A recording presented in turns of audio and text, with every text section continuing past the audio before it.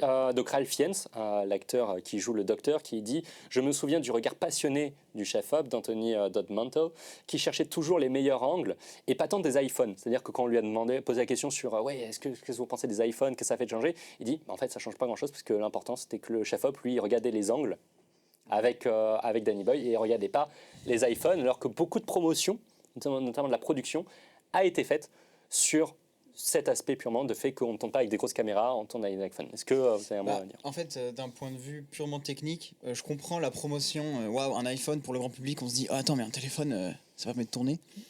En fait, dans les faits, l'iPhone, faut voir ça comme un capteur, c'est tout. Quand au cinéma, les caméras elles sont composées de plein de petits morceaux parce qu'on a besoin de rajouter plein de trucs. Et en fait, cet iPhone était équipé comme une caméra ciné. Enfin, ils ont même utilisé des optiques, des Atlas Mercury, il me semble. Ouais, c'est ça. Qui sont des optiques ciné anamorphiques absolument approuvées par tout le monde. Donc en fait, il faut juste se dire qu'au lieu de cliquer sur une caméra qui donne beaucoup d'infos, on avait un plus petit iPhone tactile. Mais dans les faits, la prouesse, elle est plus d'un point de vue technique pour les équipes d'assistants caméra et même pour la post-production que pour le chef opérateur ou le réalisateur. En vérité, c'est un support comme un autre.